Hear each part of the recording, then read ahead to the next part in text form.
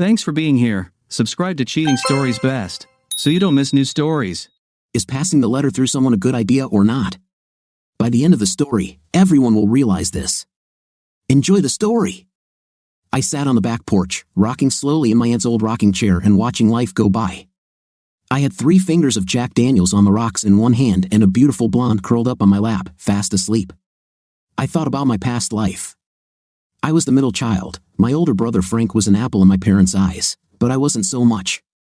My sister Sorrow was adored by my father, and my parents gave them everything they wanted. Why, you ask? When my brother was born, he was a healthy 10-pound baby with blonde hair and blue eyes. My sister weighed 6 pounds 5 ounces, also with blonde hair and blue eyes. Both were born normal and were proportionally built. I, on the other hand, was not like that. I weighed 8 pounds, had black hair, and was considered ugly. My arms were abnormally long, with large hands that reached my knees. My father accused my mother of cheating, and no amount of her denial could calm him down. He called me an atavism or a missing link and immediately disowned me. My brother, at 16 years old, was 6 feet tall, the captain of the school football team, and could not make a single mistake, although he was a complete fool in his studies. I was 2 years younger and 6 inches shorter, but I was captain of the chess club and the general knowledge team.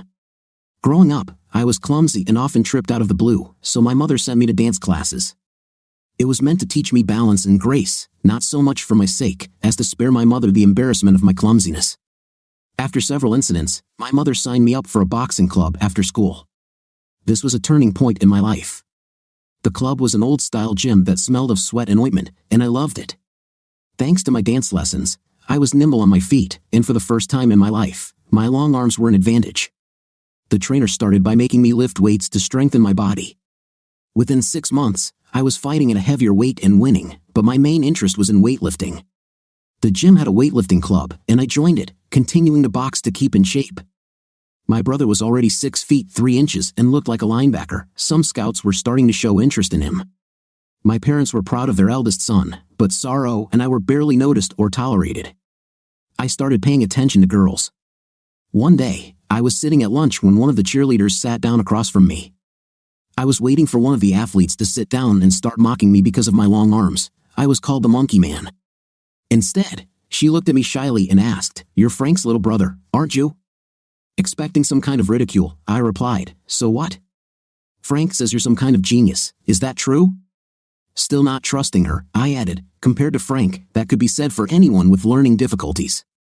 She laughed loudly. "That's true, but the truth is that I need a tutor, and I'm about to fail math. If I don't get at least a B+, I won't be able to get into Berkeley next year, and my dad won't buy me that Porsche he promised. Mom says if I pay tuition, she'll pay $10 an hour. Are you interested?" Damn right I was interested, but I didn't want to waste time on an empty head. "Yes, I am interested, but you will have to work hard and not brush me off so that you can come out, or I will. Can you make that kind of commitment?" She practically jumped for joy and hugged me around the neck. "I promise, and if you trick me, I'll be in your debt." We agreed to meet the next evening after weightlifting class. Her name was Gloria. She was beautiful and not at all from my class, so I had no illusions about romance. She studied hard, and my savings account increased accordingly.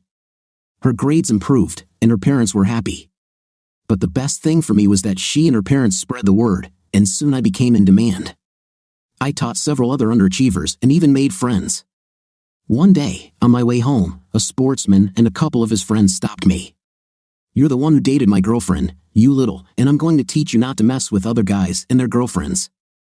I tried to explain that I was just teaching her, but he didn't like it. As I walked away, his friends decided to join in, but before they could do anything, the wrestling coach intervened.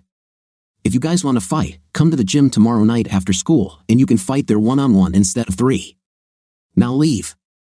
We all went our separate ways, but the next evening, I was the only one who came to the gym. Wrestling practice was going on, and I stayed to watch since my regular student went to visit her parents for a week.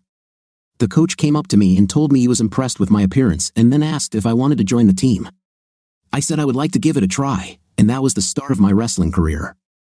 Frank was still the favorite, Sorrow was in second, and I was disappointingly last. For Frank's birthday, he got a 3-year-old Nissan Warrior, while I got an old scooter.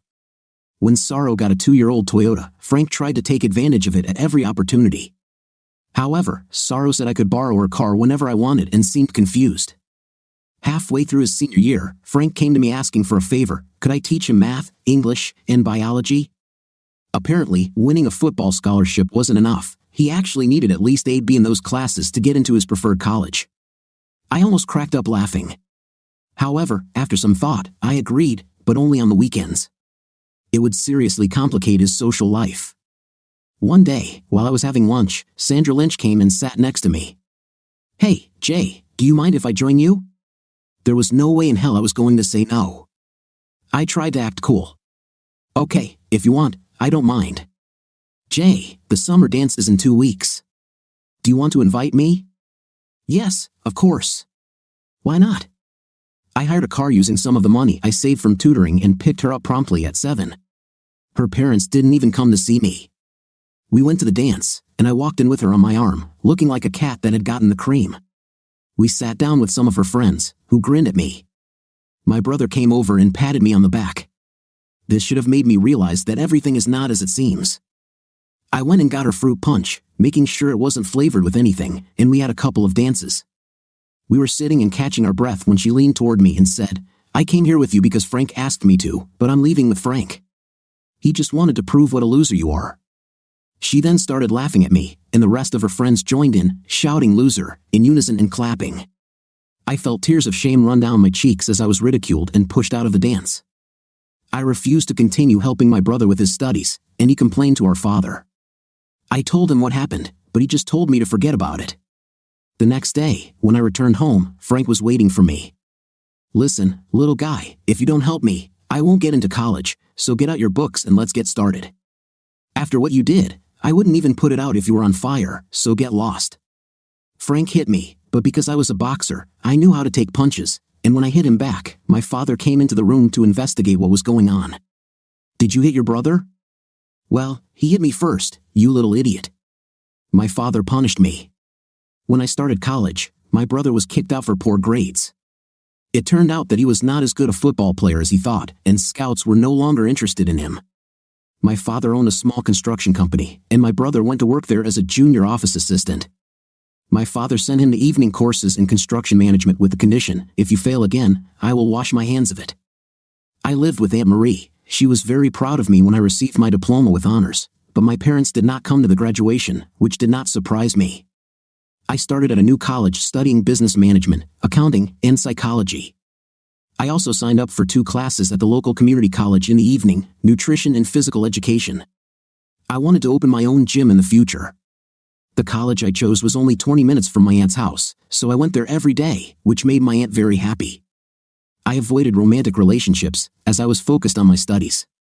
I said goodbye to my friends at the gym, and my boxing coach recommended me to another gym near the college. I wasted no time and immediately signed up for a new gym, but it turned out that they no longer offered boxing classes. The owner was Phil Harding, who welcomed me to the gym as my old trainer had called him and told him I would be coming soon. He was over 6 feet tall but in excellent shape. The gym was divided into 2 parts. Downstairs was an old-fashioned gym similar to my old one, and upstairs was a more modern one with exercise equipment. The gym didn't have boxing, but there was a weightlifting club and an MMA school, so I signed up for both. In college, it quickly became clear that I was a quick learner. My professor gave me a test to join Mensa. Unfortunately, I failed to pass, scoring below the required 98th percentile, so I was just below genius level. I dropped out of chess, but I had to continue on the general knowledge team because it was a condition of my scholarship. As my academic success became widely known, I was again approached for additional tutoring and began earning extra money. One night, on my way home from class, I was a few miles from home when I noticed a broken-down car with the hood up. It was December, so I was driving my aunt's pickup. It was too cold for a scooter, and my aunt only used the truck on weekends. As I drove by, I saw 2 men trying to drag a woman into a car.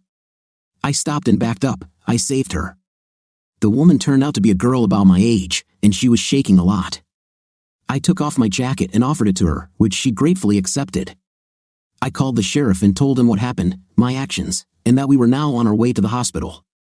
He said he would send out a patrol and also arrange for both vehicles to be towed. When he asked the girl's name, I had to admit that I hadn't asked her name, to which he grinned and said he would meet us at the hospital.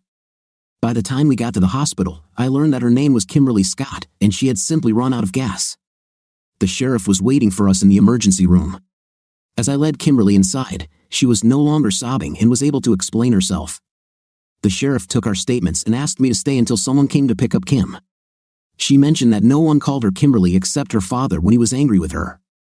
While we were waiting for her to be examined, Kim called her father to come pick her up. There was an animated conversation between them before she ended the call.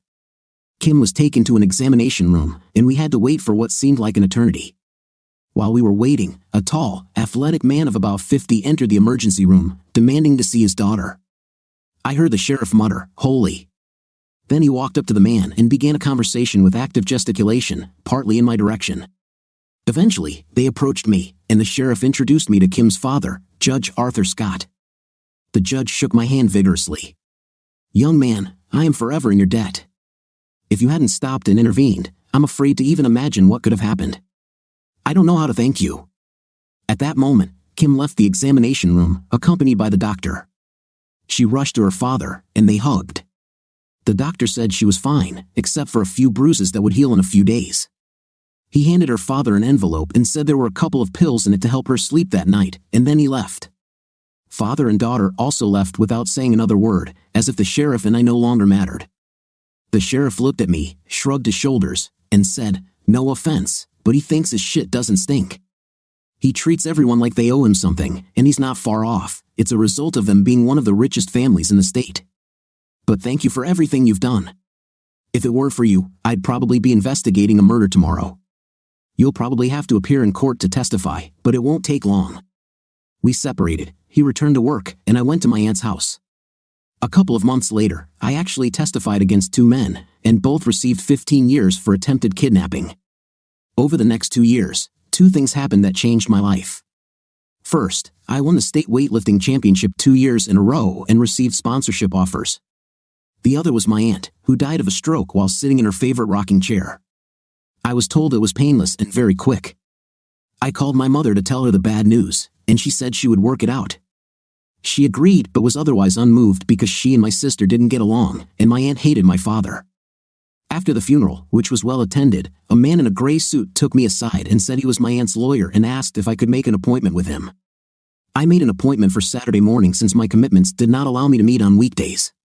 When I got home that Friday, I was ambushed. My mom, dad, and brother were waiting for me. They got inside and rummaged through my aunt's bureau and belongings. Dad smugly told me that the house was his now and that he was going to give it to Frank, so I would have to leave. Sorry, did I miss the reading of the will? Dad, don't try to be clever. There is no will. So the house belongs to your mother first. I don't have to try to be smart, I'm smart. And since the will hasn't been read yet, you have no right to be here. So leave before I call the sheriff. And second, the will be read tomorrow. No one told us, so it's illegal to begin with. In fact, this is not true. Only those mentioned in the will need to be informed, and since you were not mentioned, you were not invited. They finally left when I threatened to call the sheriff and report that my father had violated the restraining order. The next day, I went to see my lawyer, who informed me that my aunt had left everything to me. I now had my own 4-bedroom house and about 40 acres of land. There was still some money in shares. There wasn't much money, only about $60,000, but the shares were more interesting.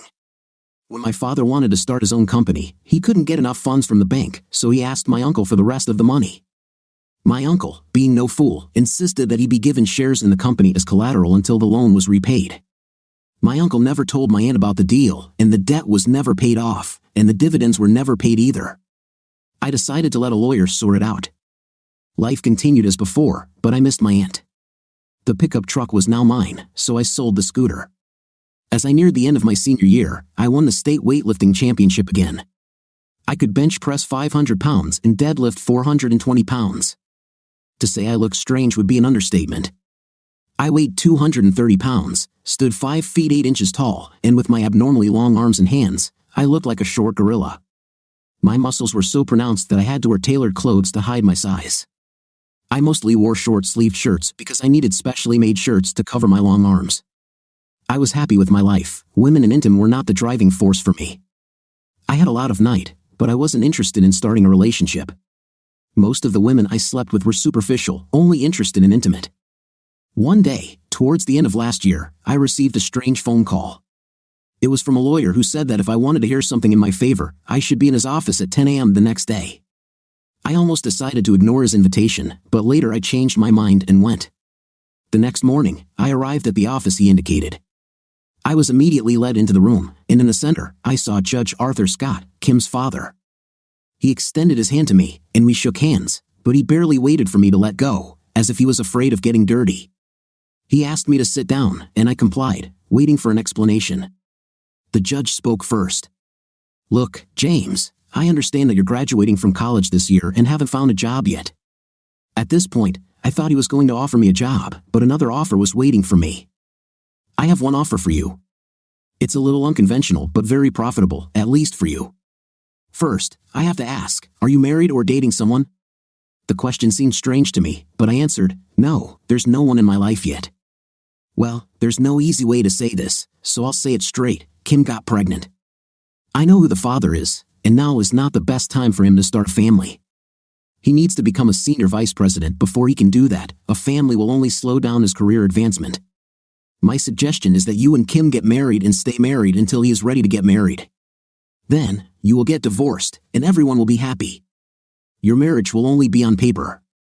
I will provide a suitable home, you will sleep in separate rooms, but to others, you will have to look like a loving couple. If you agree, I will transfer $500,000 to your account, and you will also receive income as a consultant while you are married. You will have minimal contact with the child, as I will provide a nanny to raise him. You will be required to remain married for a minimum of 5 years or until the child's father becomes a senior vice president. If you divorce within the first 5 years, the $500,000 will have to be paid back. I understand that it is unrealistic to go without night for so long, so you can conduct your business at least 50 miles away and in complete secrecy. As for Kim, the baby's father will visit her at my house from time to time, and they will spend the night there together. It is also possible that they will go somewhere on the weekend. I already have a contract ready, you just need to sign it. Well, what do you say? I sat there stunned. How can you treat your own daughter like that? Why me? I asked. It's simple. First of all, I know I can trust you after what you did for Kim, and secondly, I know that my daughter cannot love someone like you, she needs to be very desperate. His answer made me angry, and I decided to play my own game with him. Sounds good, but I want my lawyer to look at the contract first. Listen, puppy, the offer is good, just sign, and I will organize everything. I'm not as stupid as you think. I have all the cards here. Kim is already pregnant, and soon it will become obvious. Then your little plan will cost nothing. Give me the contract here, and I'll get back to you as soon as I can. He almost threw the documents at me and walked out, leaving his lawyer behind. I looked at the lawyer and noticed a slight smile on his face. He nodded to me and hurried after his boss. The next day, I made an appointment with my aunt's lawyer and gave him the contract for review. "Okay, Jay, you have the advantage." "What do you want to do?" asked the lawyer. "This smug stupid needs to be taught a lesson." "What do you think I can get?" "Oh, I like your approach, but I have to warn you, Judge Scott is a vindictive guy. He might come after you later. I'll think about it when the time comes." "Okay, give me a couple of days. Make an appointment for the end of the week on the way out, and I'll have something ready by then." I left feeling much better. If the deal was successful, I would have enough money to start my own business much sooner than I planned. I met with the lawyer on Friday and was delighted with the changes to the contract. I called Judge Scott's lawyer and made an appointment. His office called me back the same day to confirm an appointment for Monday. The speed with which Scott agreed to meet showed his desperation. I thought I could beat him at poker. We met at his lawyer's office on Monday morning, and I gave him the new contract. He realized that I had all the cards, and after reading the contract, he signed it and threw it at me. I insisted that the lawyer notarize the contract on the spot. When this was done, he reached for the document. "Not so fast," I said. "First, make 3 copies and have them certified by a notary. Keep 1 copy for yourself. I will receive the original and give the third to my lawyer. This is an unusual practice. I have to keep the original. This is not negotiable either, this or nothing." I achieved my goal. I put the original contract in a safe at the bank and gave a copy to my lawyer. The new contract contained the following terms, reducing all legal language. 1. Scott pays me $500,000 to marry his daughter, and he will pay all taxes associated with this amount.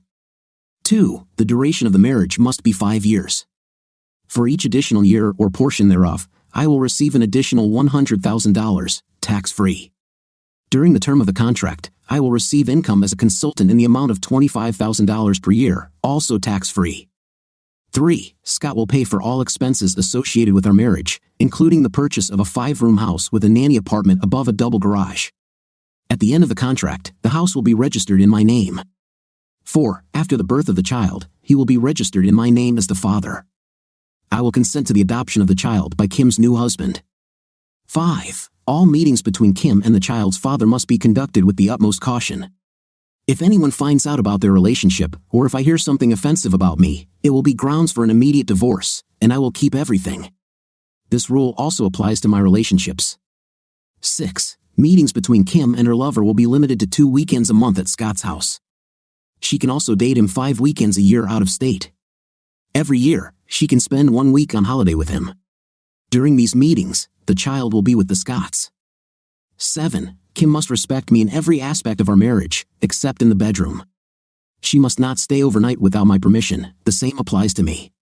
8. I will have minimal contact with the child because I do not want to form a bond with him that will confuse him when he leaves the family. 9. I will be able to develop my own business not related to joint property, and Kim will not have rights to it. After the meeting, Scott approached me. "You little idiot. I didn't expect this from you, but know that I will still emerge victorious." After these words, he left the office. His lawyer nodded to me again and said, "In all my years of working for him, I've never seen him so angry and defeated, so be careful." He shook my hand, and I left. The following Saturday, we met again at his lawyer's office, but this time together with Kim. I was taken back to the same room, and when I saw Kim, I couldn't help but check to see if she was starting to show signs of pregnancy. Not yet, but I noticed that she was crying. Her father began the meeting. "Well, since everyone is here, I want to make an announcement. The wedding is scheduled for next Saturday at 2 p.m. at St. Mark's Church. You are going to my tailor this afternoon to order a decent suit for yourself, so go there immediately after our meeting ends. You and Kim have a lot to discuss, so find a quiet place and talk." I didn't anger him at that moment and took Kim with me to the tailor to try on a suit. After that, I took her to my home to discuss everything. "Kim, have you read the contract? What do you think of it?" "Yes, I'm not happy with some points, but I understand that you need to protect yourself, so I'm ready to put up with it. I know it's far from ideal, but in the end, we both get what we want. I can start my business faster, and you will maintain your reputation and be able to marry the father of your child. I promise to treat you fairly and with respect if you do the same." We didn't meet again until our wedding day. Kim looked great, and Scott's tailor made me look good too. The wedding took place as expected, in compliance with all traditions. All the guests were from her side. I didn't know anyone. I noticed that some were casting contemptuous glances at me, as if wondering what she saw in me. We, of course, had to open the dance. Scott stated, "I don't think you can dance, so I'm going to apologize to you and take my daughter out on the dance floor." "That's not necessary," I replied, taking Kim by the hand and leading her to the dance floor. I was not afraid of the stairs. I could well show my class. We started with a waltz, then danced a foxtrot, and in total, we danced 6 tunes together. I noticed Scott standing at the edge of the crowd, trying to intervene to dance with his daughter. But since his wife, Martha, had no intention of dancing with me, I decided to ignore him. When we finally left the dance floor, Kim was out of breath and in need of a rest, so I went to get drinks. When I returned, she and her father were arguing about something. When they saw me, they fell silent. I handed Kim her drink and asked, "What were you talking about?" Dad was angry that I didn't dance with him right away. He said I looked like I was having fun and reminded me that it was just a sham marriage and to keep that in mind. I reminded him that for the marriage to be legal, it would need to be consummated. He seemed to almost burst at that moment, but then he turned red and walked away. "You understand, I just wanted to make him angry." "I didn't mean it." "Of course not. This would be against the contract. Just tell him nothing happened to calm him down." "Yes, but I'll keep the tension a little longer. Anyway, I'm having a really good time, no matter who knows, not even my boyfriend." These words stung me a little, but I immediately reminded myself that Kim would never be mine. If he weren't so focused on his career, he would be next to me now, not you. No offense, no hard feelings. I'm having a good time too. I haven't danced like this for a long time. We sat for a while, drinking our drinks. Then Kim stood up and said, "I should probably go dance with Dad, otherwise, I'll continue to hear his complaints for a long time. I just smiled and relaxed as she walked away. Her maid of honor came up to me and asked me to dance. I took her hand, and we joined the crowd on the dance floor. While we were dancing, I noticed that Kim was looking at us, and there was no smile on her face. What could this mean? Soon, the presenter announced into the microphone, "Ladies and gentlemen, let us applaud as we see off our young couple on their honeymoon." To the applause of the guests, we held hands and walked out to the limousine, accompanied by shouts and jokes. The limousine took us to my house since I was not allowed to enter Scott's mansion. We changed and headed to the airport to go to Hawaii for a week on our honeymoon, arranged by Scott. I'm sure he almost suffocated with anger paying for this honeymoon. We checked into the presidential suite rather than the bridal suite, as it had 2 bedrooms. We unpacked our things in separate rooms and got ready for dinner. I wondered if Scott had installed cameras to see if we were breaking the contract. Outside the hotel, we behaved like newlyweds but slept in separate rooms at night. The week was wonderful. We visited all the local attractions. On our last night, we were sitting on a swing by the hotel pool when Kim put her head on my shoulder and whispered, "It's a pity that we have to return home tomorrow. I wish this could go on forever." I replied, "Me too," and I was surprised to realize that I said this sincerely. When we returned home, we went straight to my house since our new house was not yet ready and needed a few more weeks to complete its preparation. I invited Kim to take the master bedroom with a private bath while I settled into one of the bedrooms on the top floor. The first day after returning, I was awakened by the smell of frying bacon. I took a shower, got ready for work. I worked as an instructor at the gym, and went downstairs. When I saw Kim in the kitchen, I said, "It smells delicious, but I didn't expect you to cook for me." This was not part of the deal. Everything is fine. I love to cook, I just rarely get the opportunity. "Sit down, breakfast is almost ready." I sat down at the table, and she served me bacon and eggs on waffles with biscuits on the side. I didn't have the heart to tell her that my typical breakfast was much more because, as a weightlifter, I needed to consume between 4,000 and 6,000 calories a day, mostly protein. I decided to stop for lunch later at a trucker cafe and fill myself up there, although I grabbed a protein drink from the refrigerator before heading out. When I arrived at work, my colleagues started making fun of me about the honeymoon, but things soon died down. I asked Phil to spare some time for me, and we went to his office. "What's on your mind, Jay?" he asked. "Phil, I know you said you wanted to sell the gym and move to Florida. Are you serious? Did you win the lottery?" "Not really, but I got some money, and I want to know how much you want for the gym." In fact, I was already in negotiations with one buyer, and he made me an offer. "If you can beat him, the gym is yours." How much did he offer? The amount is $300,000, all inclusive. This includes a building that consists of 30 apartments. Isn't that too cheap? Usually, yes, but most of the apartments are empty, and the ones that are occupied are rented under the Fair Rent Act, so I can't charge the tenants full price and I can't evict them. Their rent does not even cover maintenance costs, so the building is gradually falling into disrepair. Are you still interested? I didn't know you owned the entire building. Give me a couple of days to think about it, and I'll tell you by Friday. Okay, yes, but not later. I spent the rest of the day at the gym, working and training. When I got home, Kim cooked a roast with potatoes and all the trimmings. I had already had a bite to eat at the cafe, but I didn't tell her about it. She really tried to do everything right. I thought that if she continued to try so hard, I would have to reconsider my diet. We spent the evening watching TV and talking, getting to know each other better. I told her my life story, and she shared hers.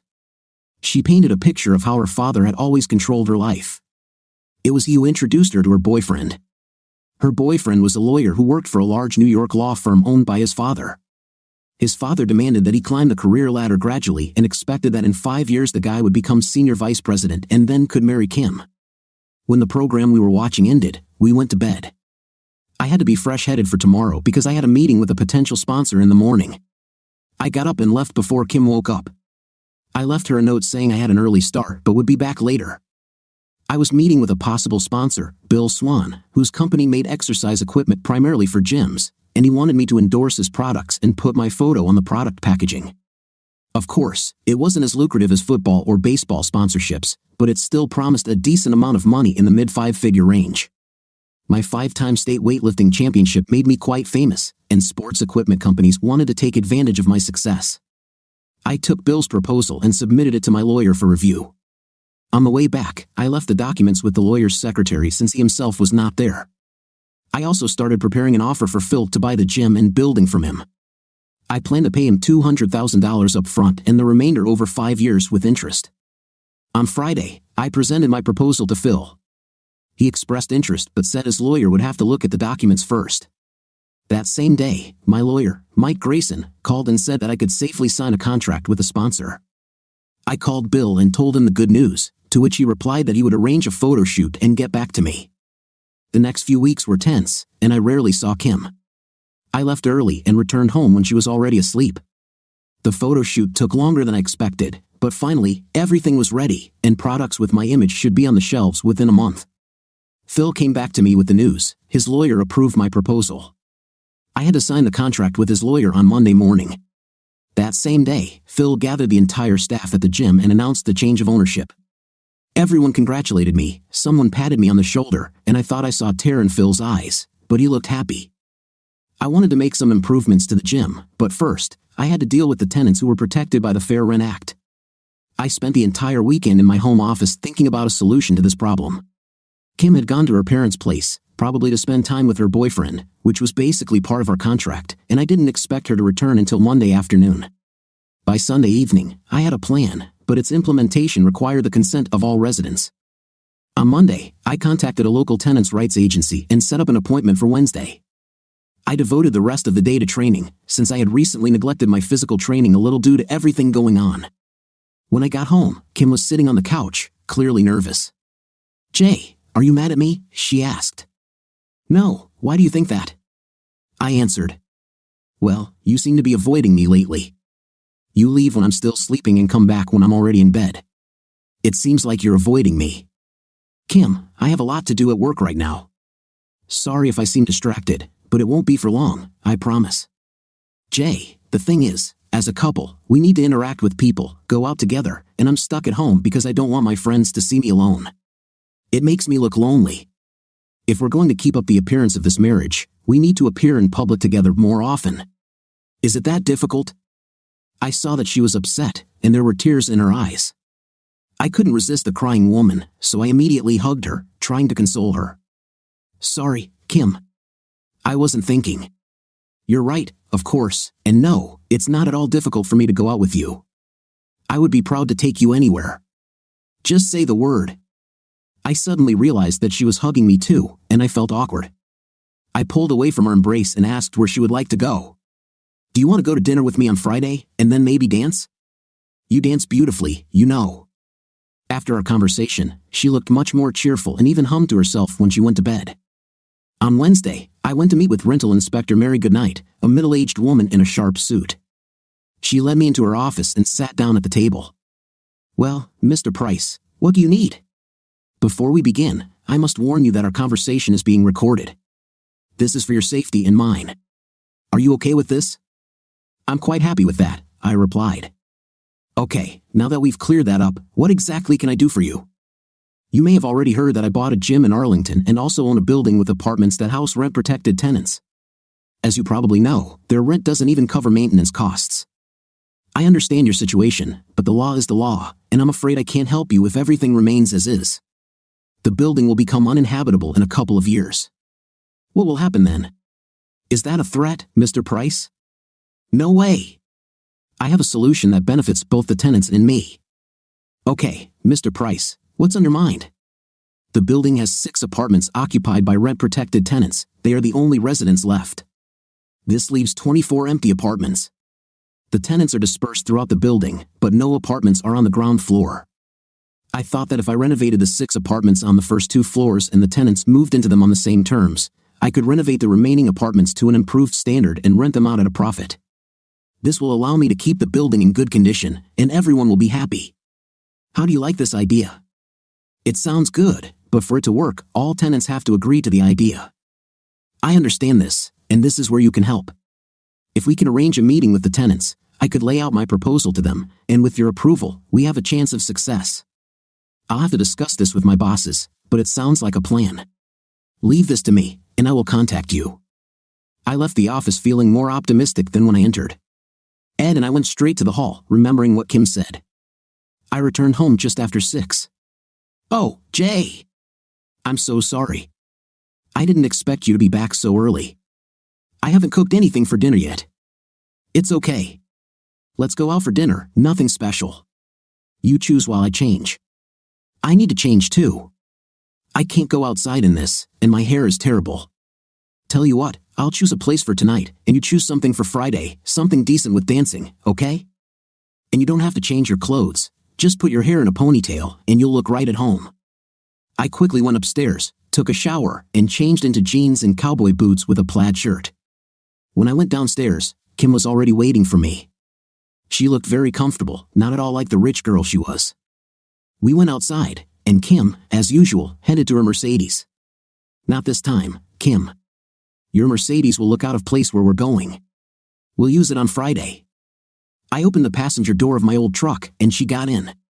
Where are we going? You will see. The food is great, and the company is first class. When I pulled up to the ranch house gas station, she looked puzzled. It's okay. During the day, it's a regular gas station, and at night, it's a Western bar and grill with dancing, but not the kind you're used to. Come on. I guarantee you'll like it. We walked inside, and CA, the owner of the place, saw me and came over. I haven't seen you for a long time, Jay. How are you doing? And who is this nice lady? Sorry, I was busy. This is Kim, my wife. Kim, this is CA. She owns this place, and it's the best Western bar in the state. Hello. How did you manage to land Jay? I thought he would remain a bachelor for life. Every time I tried to set him up with someone, he refused. We need to talk to you sometime. She then showed us a booth overlooking the dance floor, where a 4-piece band was playing. Several couples moved slowly around the dance floor, not so much dancing as just hugging each other and swaying to the music. Kim looked as excited as a kid in a toy store. CA brought us the menu and asked what we would like to drink. I looked at Kim and said, 2 beers, a non-alcoholic one for me. I'm driving. As we sat and looked at the menu, CA brought us the beer, but no glasses. Kim looked at me strangely, then at the bottles, as if asking why there were no glasses. I simply pointed at those around me, and Kim realized that no one was using glasses. I picked up my bottle and motioned for Kim to do the same. Then I touched her bottle and said, for you, baby. Let's be healthy. Kim had never been to a restaurant like this, and the menu was completely new to her, so she asked what was good. I ordered the ribs special with fries and chicken wings for both of us. When the food arrived, Kim's eyes widened in surprise. I'll never be able to eat it all. Don't worry. I'll finish whatever you don't want. She took a knife and fork and tried to tear the meat from the ribs. No, not like that. Use your fingers for the ribs, a fork for the potatoes, and a napkin to wipe your fingers. We sat and ate without talking, and it was clear from the expression on Kim's face that she was thoroughly enjoying herself. When she was full, she pushed her plate toward me so I could finish the rest. It was amazing. Please say you will bring me here again. Anytime. But you better join the gym. It's a very high-calorie meal, and your boyfriend might not approve of me fattening you up. She suddenly became sad and went to the ladies' room. When she returned, her eyes were red, as if she had been crying. I decided it was better to remain silent and said nothing. The music stopped, and the leader of the group announced a line dance, to which everyone applauded. I stood up, took Kim's hand, and led her to the end of the line. She looked puzzled, and I said, just follow everyone, and you will succeed. 20 minutes later, she looked like she'd been doing this her whole life and seemed to be thoroughly enjoying herself. The band took a break, and we sat down to listen to some music from the jukebox while they relaxed. After a while, a slow melody started playing, and a man I didn't know approached us. Excuse me, sir, do you mind if I ask your lady to dance? Thank you for asking. Yes, you can, but the decision is hers. He asked Kim if she wanted to dance. She looked at me, and I nodded in agreement. They went out on the dance floor and danced a couple of numbers before he brought her back and thanked us both. Kim looked confused. So this is how you should ask another man's woman to dance if you don't want to get your head smashed?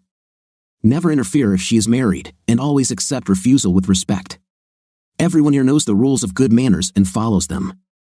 We danced a couple more times and left around 11. When we got home and said goodbye, Kim kissed me on the cheek and said, I had a great evening. Thank you very much. I haven't had this much fun for a long time. After that, we went to our rooms. In the morning, I went down to breakfast, and this time there were mountains of eggs, bacon, waffles, pancakes, and syrup waiting for me. I looked at Kim, and she laughed. After how much you ate last night, I realized that a body like yours needs more nutrition, so I searched the internet, and this is the result. Kim, you are simply amazing. I have to go to work this morning, but I'll try to be back by lunchtime.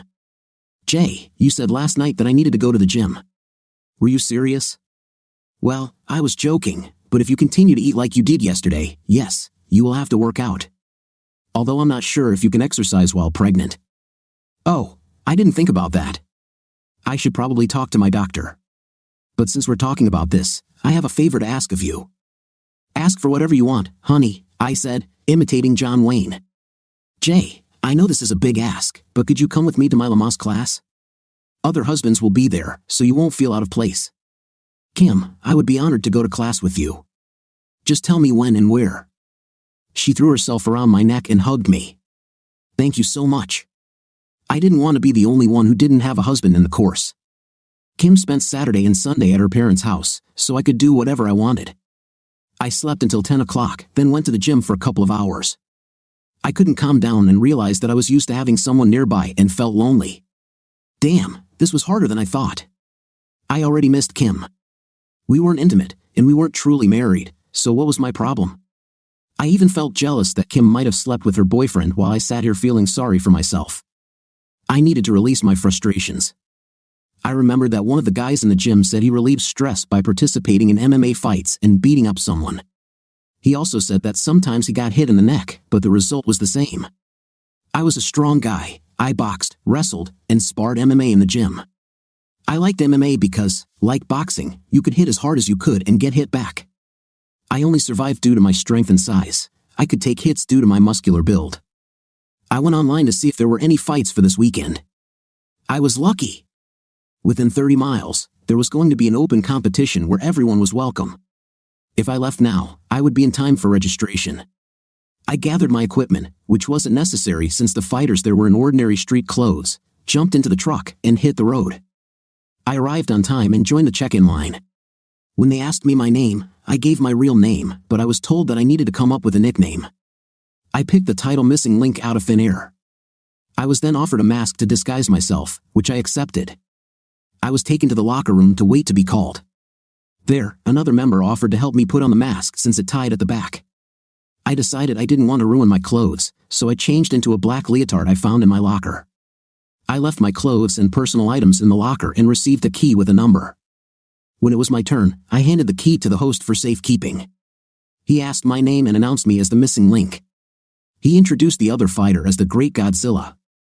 The fight was supposed to take place in a cage, and we entered from opposite sides. Obviously, it was a fight without rules, but I won. It turned out that he was the champion of this establishment. I didn't know it then. Management saved the newcomer for the last fight so that the champion could beat them for the entertainment of the crowd. Silence fell in the room. The host entered the cage and declared me the winner. The crowd erupted in cheers, chanting, "Missing Link," over and over again. I was escorted back to the locker room and told to leave as quickly as possible, as the losers of the illegal bets might come after me. The presenter handed me the prize money, a percentage of the proceeds for the evening, and let me out through the back door. I was glad I wore a mask because I didn't want any consequences. When I returned home, I began to feel the physical effects of the fight, and my frustrations disappeared. It worked, but I was sore all over. The next morning, I felt even worse. I took a bath, added Epsom salts to the water, and soaked for a long time. The water had almost cooled down when I got out. I tidied up the bath, wrapped myself in a towel, and went to get some coffee. As I walked out of the kitchen, holding a towel and a cup of coffee, the front door opened, and Kim walked into the house. She looked at my face, dropped her bag, and ran toward me. "Jay, what happened to you? Did you have an accident?" I didn't want to tell her the truth, so I told her that I was boxing at the gym and got hit with the right hand. She went to the freezer, took out some ice, wrapped it in a kitchen towel, and pressed it to my face. "Hold this." She took my towel-wrapped hand, placed it on the ice pack, then made me sit on the couch. I had an ice pack in one hand and a cup of coffee in the other, and as I sat down, the towel wrapped around my waist unfurled, exposing my body. Kim couldn't help but look and then looked again when I tried to cover myself. She covered her face with her hands and muttered, "Oh God." Then she turned beet red and ran to her room. I sat there like a complete idiot. After a while, I went to my room and changed into something less revealing. When I returned, Kim was sitting with a cup of coffee, but she was looking at me. She blushed again and began to get up. "Kim, please don't be embarrassed. Forgive me, it's not your fault. What you saw cannot be forgotten, so just try to forget it happened, please." She looked at me and smiled. "I'm sorry too. I shouldn't have looked, but everything is fine with you there, and any woman would be happy to be with you. I don't regret watching it, and I will always remember it." Now it was my turn to blush, and I could feel it slowly creeping up my face. To change the subject, I asked, "How was your weekend?" "Not good." David, that's his name, looked at my stomach and said I was getting fat. I explained that it was because of the baby, but he was only interested in whether my previous appearance would return after giving birth.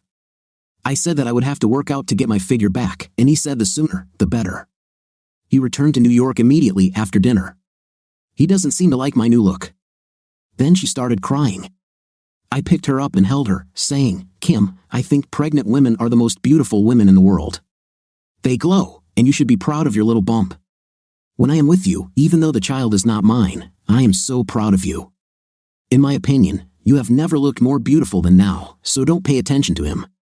He doesn't deserve you." She stopped crying and just hugged me. "Kim, do me a favor and take me to work. I can't drive with one eye closed." "No problem. Let me change into some jeans, and I'll be right there." She took me to the gym, and I invited her in and introduced her to some guys. I received a lot of good-natured ridicule about my eye, and it was suggested that Kim had hit me for my bad behavior. Kim thought it was funny. She ended up staying the day and insisted on treating everyone to lunch. When she went to the grocery store to get substitutes for everyone, I sent one of my guys with her to help carry them back, especially since it can be a bit of a rough neighborhood. We all sat around munching and drinking protein shakes when my phone rang. It was Mary Goodnight from the fair rent office. She said she spoke with her boss, who thought it was a good idea and that it should come to fruition. She said she would contact the tenants to make an appointment for Wednesday at 6 p.m. and would meet them at her office at that time. When I went to her office, she seemed very optimistic about the idea and said that her bosses were looking forward to the outcome. If it worked, they would encourage other homeowners to do the same, which would make their job much easier. When the tenants arrived and introduced themselves to me as their new landlord, they stared at me. We all went into the conference room and took our seats, and much to my surprise, we were offered coffee and cake. Once we had all calmed down, Mary opened the door and introduced Rex Vanden, the council's lawyer. He then stood up and knocked on the table. "I ask for your attention, ladies and gentlemen. The folders I am about to distribute contain an offer from Mr. Price, your landlord. Before you read it, I must tell you that it has been reviewed by Mr. Vanden, our corporate attorney, who believes it deserves your serious consideration. Now please read the document, and after you have all read it, Mr. Price will answer any questions." Then she smiled at me and sat down. I was a little shocked because I thought we were just going to have an informal discussion. It appears that local authorities were keen to implement this as quickly as possible, as the mayor and some of his council were up for re-election later this year. If successful, it would be a feather in his cap and his administration's. Now I was a political pawn. After thinking about it, I realized that this could work in my favor. I was confident that any work permits would receive favorable advice and be expedited to completion before the election. After a reasonable amount of time had passed, Mary resumed the meeting and asked if there were any questions. There were a few minor issues, mostly related to moving costs and redecoration. One of the questions asked was whether the rent fair office supported the lawsuit. I was surprised when Maria said that this was approved at the highest level. I stood and tried to reassure the tenants of my desire to provide them with better housing. I even went so far as to let them select kitchen equipment, including appliances from the builder's catalog. I also offered them an $11,000 incentive to buy new upholstered furniture. With no further questions, Mary ended the meeting with the following statement: "Keep in mind that in order for this to happen, you will all have to agree to Mr. Price's proposal. If even one of you says no, this won't go any further. You will have to live as you are, with minimal maintenance and the certainty that someday the building will be declared unsafe, and you will be relocated. I strongly encourage you to accept this generous offer and vote yes. We will meet here later. The date has not yet been decided. Please have a safe journey home, and I look forward to our next meeting." When they all left, Mary turned to me and said, "I think it went pretty well, and your offer of choosing a kitchen and the $11,000 allowance for upholstered furniture was brilliant. I think this might sway the tenants to your side. I am optimistic about the result. I'll make another appointment for 2 weeks and hope for the best. When I returned home, Kim asked me for a meeting. I explained my problem and its promising solution. She said she was impressed and wished me luck. The next weekend, Kim left and said David wouldn't be there, but for some reason, Dad wanted her to be home when she returned. On Sunday evening, she seemed very excited, and when I asked her about it, she showed me some keys. Dad says the house is ready to move in when we pick out the furniture. Isn't that interesting? I wasn't so sure about it. I loved living in my house with Kim, it was my domain, and Scott would never stoop to visiting us here. But I caught Kim's excitement and pretended to be pleased with her news. I expected Kim to make all the decisions about furnishing our new home. I couldn't yet think of it as a home, but she surprised me by insisting that we choose together like a real couple. You're going to live there with me for at least 5 years, aren't you? I saw her logic and participated in choosing everything from the curtains to the color of the bath towels. The only room I made a full selection for was the home office, which I would be using alone. I also insisted that it be equipped with a lock that only I could use, just like the safe in my office. Kim would like the same thing, a safe in her bedroom. There was already a lock on her bedroom door, and I also installed one on my bedroom door. I didn't trust Scott. So the next time Kim visited her parents for the weekend, I had a security company scan my new home for bugs. They found cameras and listening devices in all the bedrooms, the living room, the kitchen, and even one in my bathroom. They were placed in the garage, in the garden, and by the pool. I removed the ones in my bedroom, bathroom, pool area, living room, and kitchen. I left the rest in place because they did not invade my privacy and were a good security measure. I packed up the ones I took off and sent them to Kim's father with a note, excessive requirement. When Kim returned, I told her what I had done and suggested that she check her bedroom and bathroom for bugs. I gave her a small box that beeped when it was near an electrical device. When she came downstairs, she was furious and swore at her father. You installed cameras in my bedroom and bathroom to spy on me? I can't believe you did this to your own daughter. I will have them removed, and if you ever do anything like that again, I will go to the police and press charges. Then she sat down and cried, muttering curses at her father. I sat with her until she calmed down and then made us coffee. She said that although David was there and they slept in the same bed, he was not interested in night. Over the next few months, Kim became the size of a house and was very conscious of her figure, not wanting to go out and be seen. I thought she looked great and told her so. I always think pregnant women glow and look better than usual. I went to Lamaze classes with her during this time. Other events happened in my life as well. I won the state weightlifting title for the 5th time in a row, which meant more sponsorship and more money. I was named among the top 3 to win the national title.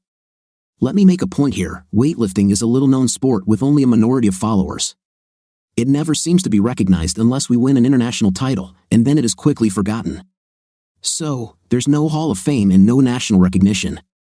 If you weren't interested in the sport, you probably would never have heard of me. However, if you walk into a sports store and look at the selection of energy drinks and nutritional supplements, you will almost certainly see a photo of me with weights and medals around my neck on some of them. Another milestone in my life was the renovation of my apartment building and recognition from local authorities. It looks like my home and gym renovations have brought money to the middle class and will help rejuvenate the area. I was even asked to give a lecture on how to change the fate of a depressed area. After the lecture, a large gentleman approached me and asked me to follow him, which I did. I was taken to the governor's suite and introduced. Mr. Price, or can I call you James? Governor, please call me Jay, as most people do. What can I do for you? Jay, I attended your lecture and found your approach not only innovative but inspiring. I hope others will follow your example and stop trying to make a quick buck at the expense of the poor. Not only that, I'm a big fan of yours. Not many people know that I lifted weights in college and won a couple of titles. I look forward to seeing you at the national championships. He then shook my hand, and the interview ended as he turned his attention to more pressing matters. She looked young enough to be his daughter, but she was over 18 years old. I wondered for a moment if his wife knew, then walked away. My business was growing, my rental income was skyrocketing, and I was in negotiations to purchase another gym. In the evening, Kim and I had dinner, watched TV, and talked about how our day went. It was like marriage, but without intim. I got it from professional women far from home. One night, there was a knock on my bedroom door. Jay, my water just broke. I got dressed, grabbed my travel bag, and took Kim to the hospital. They took her straight to the delivery room. I was sort of taken with her. Before I could escape, Kim held my hand and screamed in pain. The nurses asked if I was her husband, and of course, I said yes. They assumed that I wanted to witness the birth and dressed me in a green gown. I was panicking. I looked at Kim for a way out, but she just squeezed my hand and said, "Please stay. I need you." So I did, and it was the most wonderful experience of my life. When they handed me the baby, we both cried. Then they asked me to leave so they could clean everything up. When I called the Scott house, Martha answered. "Mrs. Scott, you are the grandmother of a 7-pound 6-ounce boy. Congratulations." I heard her crying on the phone. "When can we come?" "Well, she's very tired now, so maybe tomorrow morning. Call the maternity ward to find out visiting times." At that moment, they called me to say goodnight to Kim, so I ended the call. Things got crazy over the next few days. I made sure the nursery was ready and went out and bought all the blue blankets and sheets for his crib. One afternoon, I came home and was greeted by her father, accompanied by a middle-aged woman. She was supposed to become a nanny and move into her mother-in-law's apartment above the garage. She seemed like a nice woman and was polite to me. She knew about the agreement between me and the Scotts. I was told not to visit Kim, and Dad would take care of everything. And so he did. Everything I bought was thrown away, and her mother replaced it all. I was furious, and Martha saw it when we were alone. She apologized for her husband's behavior, saying that she took the things I bought out of trash bags and that they stayed in my bedroom to be used later. When he left, they kept Kim in the hospital for a week because she had complications and they didn't want her to leave too soon. I was sitting and working in my home office when the phone rang. "Jay, I'm ready to come home. Will you pick me up before my father finds out and beats you to it?" I grabbed Kim's car keys and drove to the hospital. I went up to her room, and the nurse wheeled her out holding little Darren, who was named after her boyfriend's father. I strapped him into the car seat, then strapped Kim in, and took them both home. When we got home, the nanny, Paul and Bland, whom her father had hired, came out and took little Darren, and I helped Kim into the house. She went straight to the bedroom to change into more comfortable clothes. After Kim removed all the surveillance equipment her father had installed, I installed my own system. I didn't trust her father, so the cameras showed the hallway leading to her downstairs bedroom as well as the upstairs hallway, covering the entire bedroom doors. The living room, family room, dining room, and kitchen were also monitored. It was all connected to my phone, and I could access any camera whenever I wanted. The entire system was uploaded to the cloud for storage. When Scott arrived at the hospital and found that we had already left, he was furious and came straight to our house. I opened the door. I did not give him the key, although I had given it to Martha on the condition that she would not give it to her husband. He started shouting that I had no right to take my grandson from the hospital. I went and took the birth certificate and pointed to the place where it said father in my name. I thought he might have a heart attack right in front of me. When he tried to walk past me, I stood my ground. He stood there and, for the first time, realized that I had all the cards in my hands. If he wanted to see his daughter or grandson, he would have to behave. I just looked into his eyes until he looked down and asked if he would see his grandson. I moved away from him and motioned for him and Martha to come into the living room. Kim entered the room, changed into sweatpants and a sweatshirt, walked over, and hugged her parents. Then we all sat down, and Paul brought little Darren. They all hugged him, and then Miss Bland took him away for a nap. I got up, made coffee for everyone, and served it to them while they were talking. I realized that I had no requirements and went to my office to work. I heard their car drive away and walked into the living room. Kim was looking at all the baby clothes we had bought, and I saw a tear roll down her face. "What happened, Kim? I thought you were going to be happy." That was until my father said David didn't want to see the baby yet. He's probably just busy and can't come right now. He didn't even call me at the hospital to see how we were doing. I didn't talk to him for several weeks. I think he was only dating me to get to my father, and the child is a nuisance. Then she burst into tears and threw herself into my arms. She thanked me and said she was tired and went to her room. Miss Bland made it clear that she was here for the child and not to take care of us, and she said this while looking directly at me, realizing that if I wanted to eat, I would have to take care of it myself.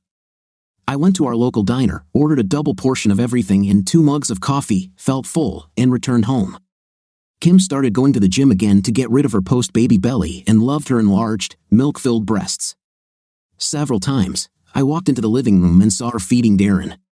In those cases, I turned around and quickly left. She never mentioned it, but sometimes she gave me a sly smile and continued to feed the baby. Occasionally, I saw women in public places feeding their children. I tried not to look, but it was the most charming sight I had ever seen. There was nothing intimate about it. It was a gesture of love, as natural as the sun rising. Over time, as Kim's body returned to its normal size, she began to spend more weekends at her parents' house. One evening, returning home, she was all happy and practically fluttered into the living room. I asked her what happened, and she said David stayed the night and that they started having a night again. I said I was happy for her, and I really was, because this is what I signed up for. She mentioned that David was very busy and would only be able to see her once every 2 weeks, so could we start going out together again? I agreed, and from then on, we started going on dates, going to line dances at the ranch house, and having dinner at various clubs where we danced. I was happy. I had a beautiful woman on my arm, and she was happy to go out with me without burdening herself with obligations. I have already said that intimacy was not the main motivator for me. 2 or 3 times a month was enough for me. Over the next 2 years, things remained pretty much the same, except that Kim went on a 2-week vacation with David and came back exhausted from all the traveling. My business grew, and I now own 3 gyms and 2 apartment complexes, so money was not an issue. I set aside enough money in a separate account to pay Scott back for his original payment in case something went wrong. I saw no reason why this had to happen, but I felt better knowing that I was ready. On the athletic side, I was now a national champion in weightlifting in my category and represented the United States in international competitions. There was one incident that shook me on a personal level and had nothing to do with my relationship with Kim. I hadn't had any contact with my parents or siblings since I left home, so I was surprised when my sister insisted that I meet her. We met at my lawyer's office, where she told me the shocking news. My father suffered a heart attack 18 months ago, and after surgery, he was told he would have to take care of himself. With my father out of the picture, my idiot brother took over the company and bankrupted it in a little over a year. The company that my father had built from 0 to 100 employees was on the verge of bankruptcy. In an attempt to save the situation, my parents mortgaged their house and gave the money to Frank to refinance the company. Frank blew the money on a new car and pointless deals. Unable to pay the mortgage on their house, my parents sold it and were now living in a nursing home. Sarah was studying to be a nurse and worked at a local hospital, but she couldn't help them much with her salary. Frank was still living a luxurious life, destroying the company, which was now barely staying afloat. It became clear why Sarah insisted on meeting at my lawyer's office. She said she knew about my 30% ownership of the company. She owned 10%, Frank owned 10%, and had voting power by proxy for our parents with the remaining 50%. She suggested that we go to my parents with my lawyer and try to convince them to give us voting rights to save the company. I agreed, and we made an appointment for Friday. On the way home, something happened that changed me forever. I was driving on the highway when traffic came to a complete stop. A patrolman walked along a row of stationary cars, talking to the drivers. When he approached me, he said there was a multi-vehicle accident about half a mile ahead, and it would take time to clear it. I knew the area well and was aware that there was a highway exit up ahead that would take me through a rundown area I hadn't driven through in years, but it would be faster than standing here. I told the patrolman about my idea, and he allowed me to drive along the side of the road, passing the cars in front. As I approached the outskirts of the city, I suddenly realized how depressing it had become. Burned-out cars stood in the courtyards of closed businesses, half the shops were shuttered, and the homeless were grouped around barrels of burning garbage. As I passed the worst part and entered a slightly better area, I saw a woman and 2 children standing among the furniture laid out on the sidewalk. As I drove by, I saw that the children were crying, holding onto their mother as if they were afraid she might disappear at any moment. As I mentioned, I have a thing for women in distress, so I stopped and backed up. "Sorry, ma'am, I know it's none of my business, but is there anything I can do to help?" She looked at me like I was crazy. "Why does this concern you?" "I just want to offer help." "Is this furniture yours?" "If so, I can help you move it and give you a ride." "We have nowhere to go. Our landlord has evicted us, and I don't know what to do. My husband left us last week and hasn't been back since. So if you don't have a magic wand you can wave to make everything go away, go to hell. Do you want my help or not?" Before you answer, think about your children and their needs rather than feeling sorry for yourself. If you refuse my help, I will call Child Protective Services and report that the children are in danger, and you know what that means. So I ask you again, will you accept my help or not? How do I know that you can be trusted? Maybe you're a serial killer. Fair point. Do you have a phone? Is there someone you can trust? Someone you can call? Yes, my sister Pauline, but my phone doesn't work. It's not a problem. Use my phone to call her and tell her you're going to stay with me until you can sort out your situation. Take a picture of me and my driver's license. I'll stand next to you in front of my truck. Tell her to call the police if you don't contact her every day. Will that do?" Then I saw a police car moving down the street. I stopped him and explained the situation. He was skeptical at first, but after looking at my driver's license, he recognized me since he was a member of one of my gyms. He took photographs and sent them to her sister, which included himself. Her sister seemed relieved to know that there was someone helping her sister, and they talked for a while. While they were talking, the patrolman helped me load her furniture into my truck. We said goodbye, and I was about to leave when the younger girl asked when dinner would be. Her mother said she would have to wait a little. I realized they probably hadn't eaten for a long time, so I stopped at McDonald's and parked. "Look, I don't even know your names. I can't call you madam, so if you introduce yourselves, I'll be grateful." The mother looked at me as if I had asked her something inappropriate. Then her gaze softened, and she said, "My name is Wendy, and these are my daughters, Karen, she's 13, and Kirsty, she's 11. The girls held each other tightly as if their lives depended on it. I extended my hand to Wendy. "Hi, my name is James Price, but my friends call me Jay." "I'll call you Jay, but the girls will call you Mr. Price, if that's okay." "Well, now that we've officially met, how about we get something to eat? I'm starving." Without waiting for an answer, I simply got out of the truck and opened the back door. The girls ran out in a flash with big smiles on their faces, and Mom followed them. We went to the order board, and I told them they could order whatever they wanted. After eating and returning to the truck, both girls thanked me. They looked full, and considering how much they ate, you'd think they were training for a weightlifting competition. I took them to my aunt's house, and when they saw how much space they would have, their eyes became very big. I took them upstairs and showed them their bedrooms. The girls insisted on sharing a room, and Mom agreed. We left them jumping on the bed, and I showed Wendy her room. I noticed that she looked at the doorknob, realizing that she was looking for the lock. "Listen, Wendy, I need to go out for a while, but I'll be back in an hour. The kitchen has drinks and snacks, but not much else. I'll stop by the store while I'm on the road. Before I go, maybe you can help me unload your things into the shed?" 20 minutes later, I went to the supermarket with a shopping list that Wendy had helped me create. I also went to Lowe's DIY and purchased 2 locks. While I was on the road, I called Kim and said that I would be back late and would explain why later. I also bought Wendy a cheap prepaid phone with $50 credit. When I returned, Wendy had already made coffee, and the girls were watching the Disney Channel. Wendy still looked a little weary until I showed her the new locks for their bedrooms, at which point she began to relax.